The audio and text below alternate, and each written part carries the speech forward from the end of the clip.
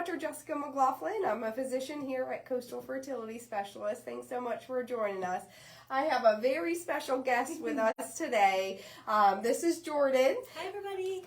Jordan is one of our nurses. We have a wonderful team here at Coastal, but one of our nurses specializes in third-party reproduction with me. And so what third-party means is use of donor eggs or donor sperm or a gestational carrier.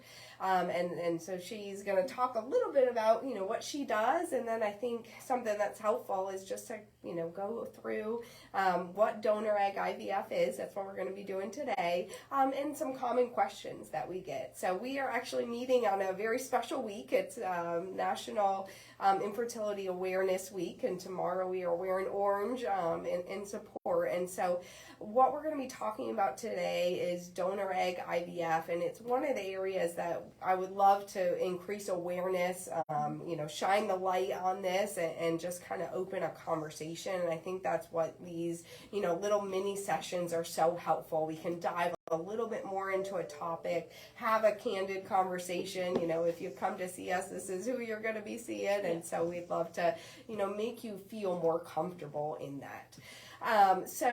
To kind of get started, what donor egg IVF means is that we use a donor egg to conceive. And so there can be many different reasons that a woman or a couple, is needing a donor egg. A common one is that ovaries are not working well for reproduction. So this is human reproduction, is well known and just something that happens as ovaries age. So as a woman, we are born, with about 1 million eggs. By the time we're born, it's already decreased by half, and we're just using them throughout our life, and it's normal and natural, and nobody did anything wrong. It's very normal. So, sometimes, a woman is coming to see me, and we're just at a phase where the ovaries are not working well for reproduction. The uterus does not age in such a similar way, and so that, a great option, for fertility in the future is use of a donor egg.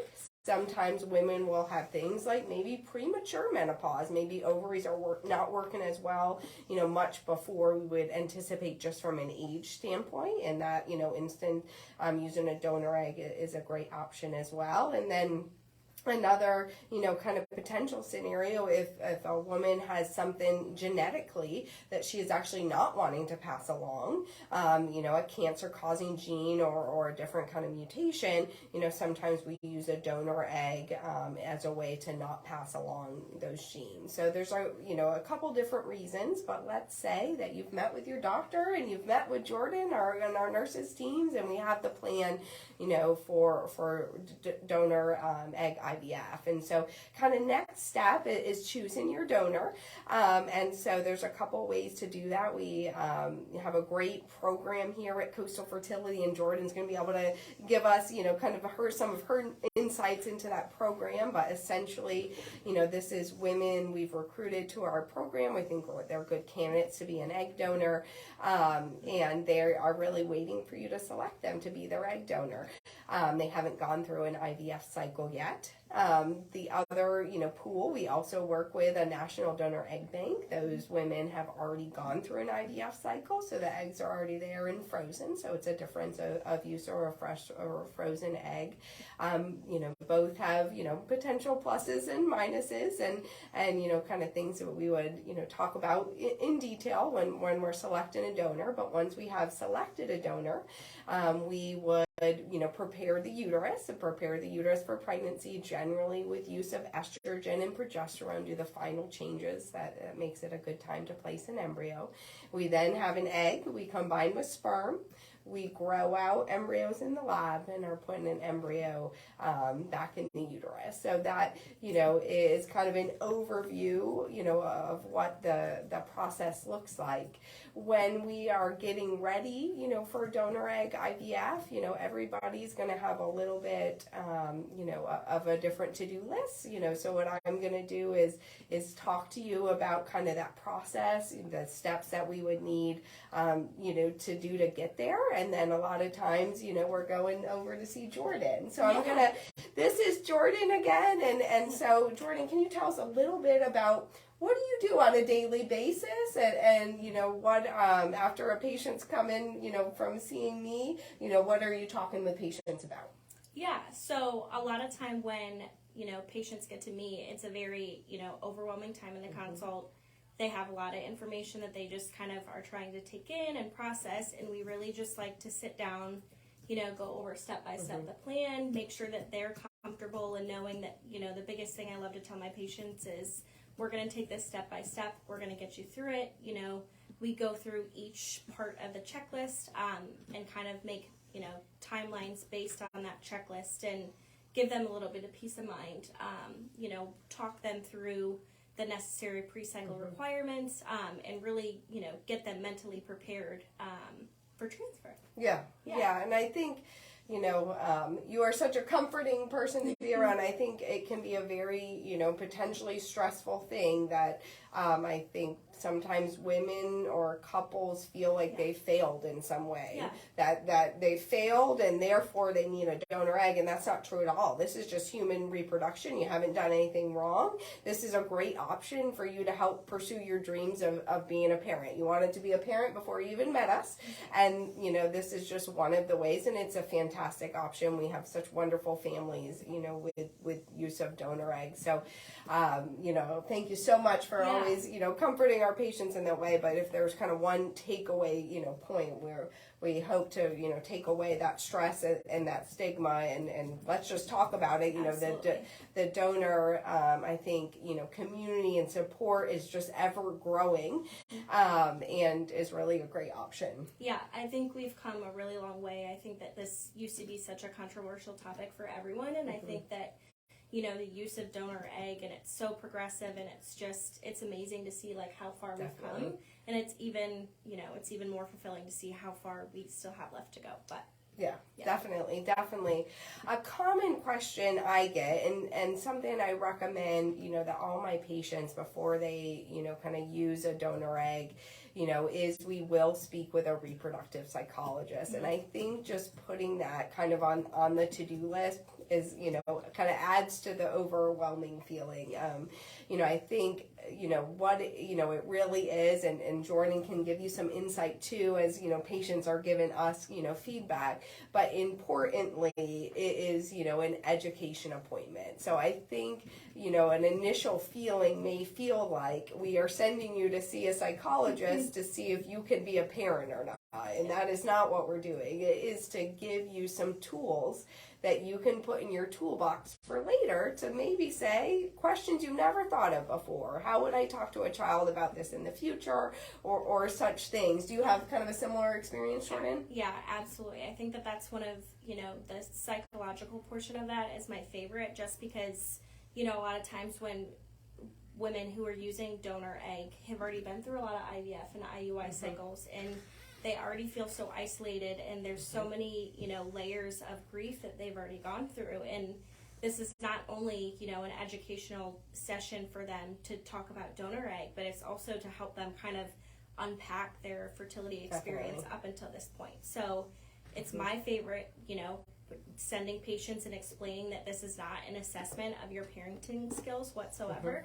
You know, at Coastal, it's our job to make sure that you have all the, you know, the necessary resources and tools, and we just want to make sure that you're fully comfortable, you know, going into this experience, and that, you know, you have somebody who can talk through those situations that are hard to talk through, you know, come when your child turns 5 or 6 or 18, or, you know, you have those resources available, and it can be a one hour session, or, you know, this can be your therapist for life if you need it. It's just a really, really great resource that we have here. And it's definitely by far my favorite part to talk about, and just to let patients know that, you know, we have resources for them. Absolutely. You know, this is a huge, you know, I think of, you know, infertility just in general as really an inexpensive thing, and I mean that in multiple different facets, you know, but one of the facets honestly is an emotional facet, and we want to kind of help you support you through that. So, you know, that will be, it's a common question I get. It's something that, you know, we do in preparation, you know, as we're getting ready. I think, you know, another, you know, thing that often comes up is, you know, within our fresh, kind of cycle, with using a fresh donor, there are a couple, of different options. We can, when a donor goes through an IVF cycle, you give medicine to grow all the eggs in the ovary that month, and we do a procedure called an egg retrieval to get all the eggs out.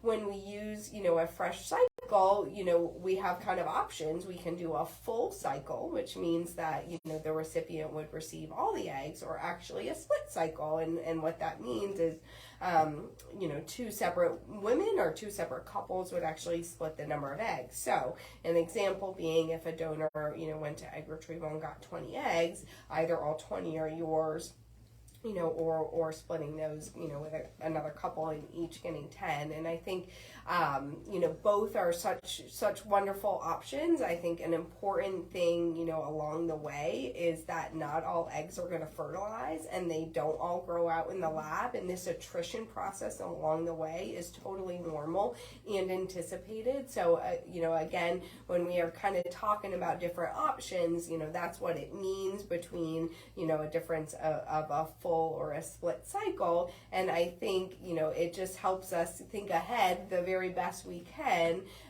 about, potentially how many eggs possibly could we get, and potentially how many embryos or how many tries, does that mean in the future? Do you get a lot of questions about kind of the differences between a full or split cycle? I think that's one of the biggest questions that they have is, how do we decide and which route is the best for us? And I think that, it's a really good question, but I think, this is a very individualized, decision that you have to make based on, the future of your family and what you want your future family to look like. And I think, for our single cycle patients that are kind of receiving all of those eggs, these are kind of our patients that, they want a really large family, and they're okay with going through, multiple transfers if that's what it takes.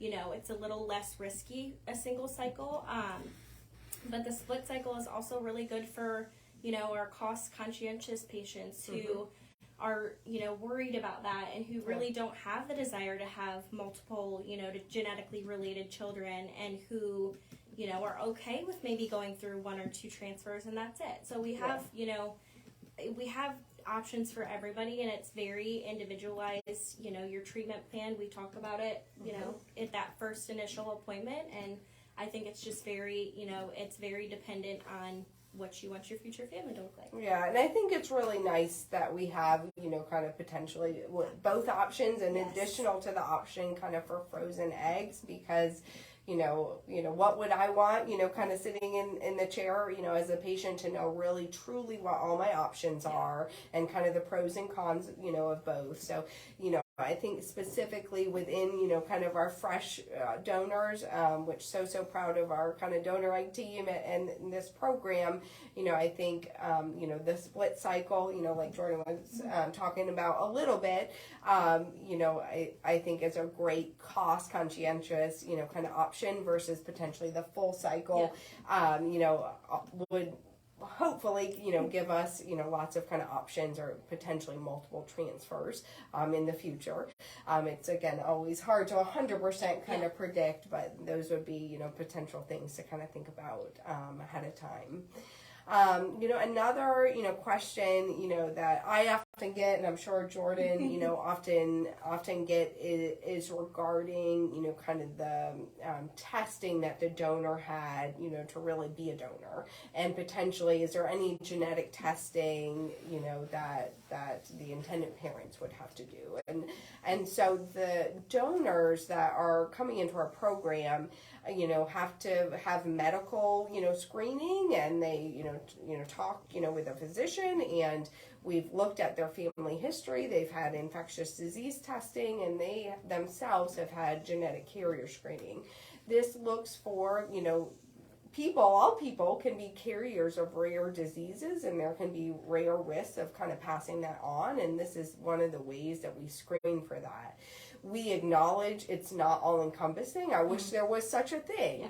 But, through this process of the infectious disease testing, of the genetic carrier screening, we as a medical community are doing everything we can to keep the risk both, for you carrying a pregnancy and for future offspring as low as possible. And so, one, question that, we will always, give this genetic testing to donors, but potentially, we're also doing genetic testing, for the sperm source, whether that is use of a donor sperm, or of a partner. And again, one of the reasons behind that is if we're kind of genetically testing egg, also wanting genetically testing sperm to know if there's a risk, of the egg and sperm carrying the same thing and therefore being a risk of kind of passing that on. So I think that's another common question. I don't know if you get that kind of as well too, Jordan. Yeah, absolutely. I think that's another one of my, we all want to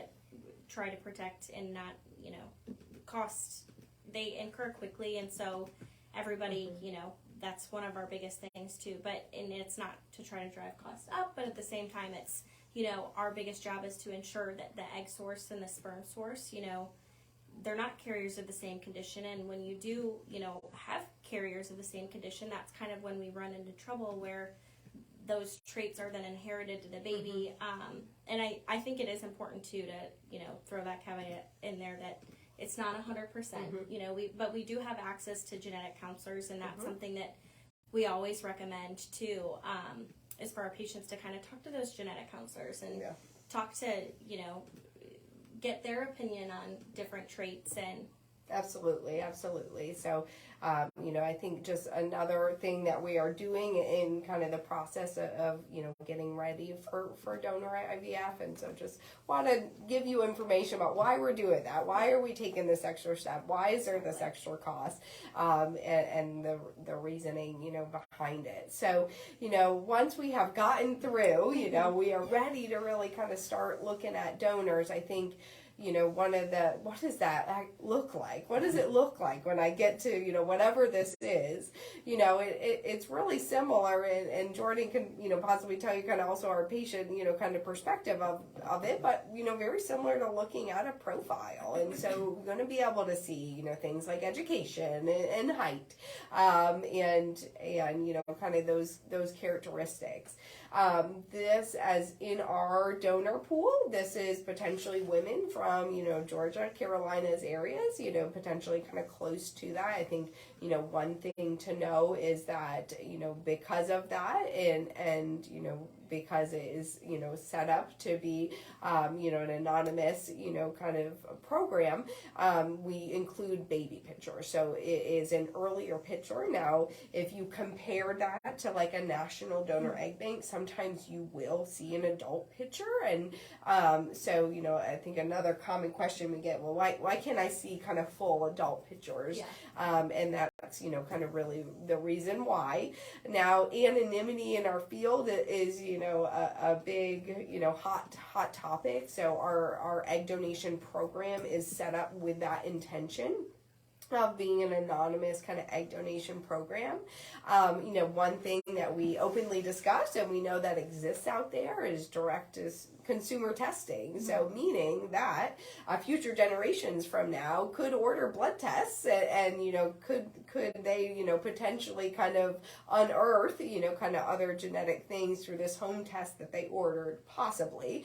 And so I think that is something that's a little bit outside of control. It's still a question I get a lot. So, certainly our intention, for an anonymous program. Now, sometimes we have directed donors, and we are intentionally setting up in more of a known kind of fashion. That's also another option. But as to why we see baby pictures and what's the kind of deal about anonymity, that a little bit addresses that.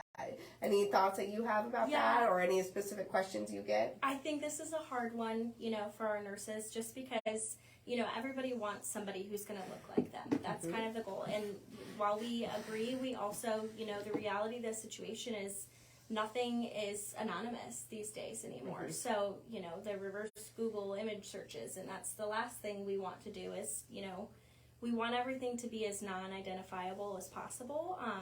And, we want to protect the confidentiality of not just the donor, but the recipient as well. So as I always say as a nurse, it's like my biggest fear that, these donors that we recruit locally, if we were to show adult pictures, that they're going to run into each other at like a Target or a gas station or something. Like, I don't want that. But, we do understand you want, the goal is to, have someone who looks like you. But at the same time, I think it's important to remember that, these donors are local to their area. And it is important that we protect them and protect their, their anonymity as well. Yeah, absolutely. And then, I think at the end of the consult, what is really the question that kind of couples have, am I going to feel like this is my baby? Am I going to bond with my baby? Am I still their parent?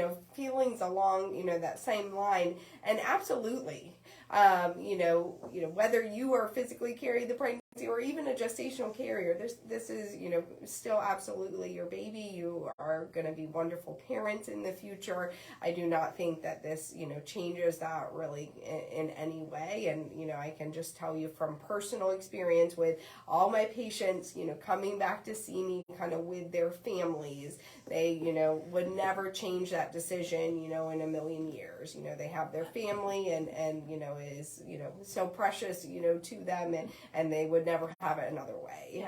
And so, I always am seeing kind of that other side of it. I, see it at the initial consult, this, hesitation kind of regarding that. But, I can just tell you in the wonderful families, that I've seen through donor egg IVF, that absolutely you will bond with your baby and this is absolutely your family. Yeah.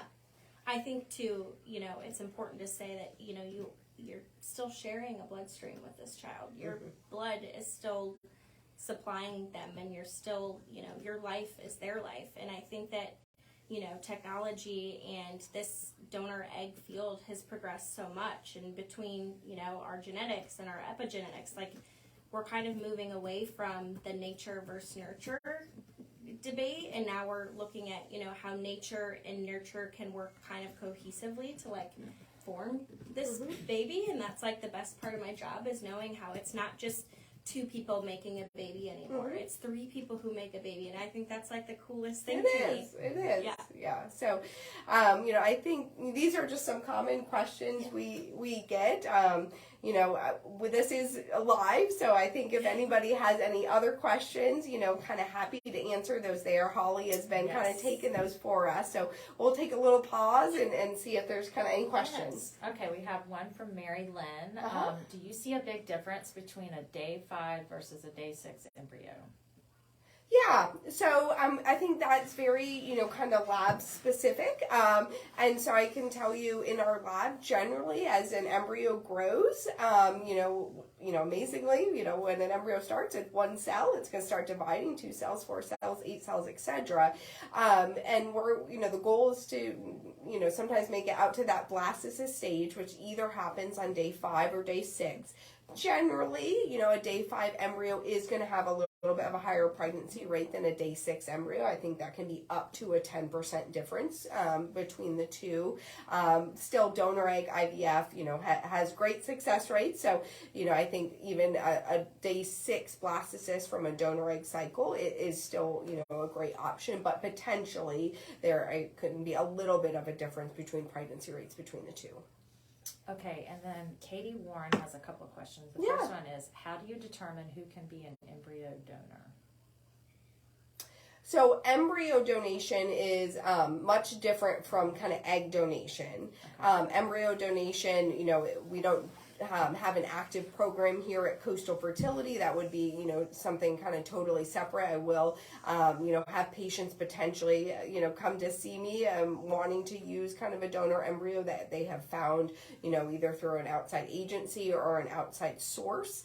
And so, I would, kind of as their physician, go through kind of medical screening, both, from FDA recommendations and our American Society for Reproductive Medicine recommendations to make sure I think that's a good option, kind of for the intended parents. And so, that would be kind of screening really kind of through a secondary source to see potentially if they were candidate for embryo donation. Okay, if we decided to go with a sperm bank, where we do see the images of the adults, will you accept those embryos? I'm not sure if she means sperm maybe for transfer. I'm not sure what she means. Okay. Sometimes we had a question kind of regarding use of donor sperm. So, we work with lots of different, kind of sperm banks throughout the country. And generally, it is sort of similar to kind of egg donation, looking at a profile. I think it's more common with the big donor banks that you will see kind of an adult picture. And so we work with a lot of different banks. And so generally kind of the sperm is shipped from a bank, to our office here kind of in Mount Pleasant. Oh, yes. She said sperm or egg bank, sperm or egg. Sorry. Okay. Yes. Okay.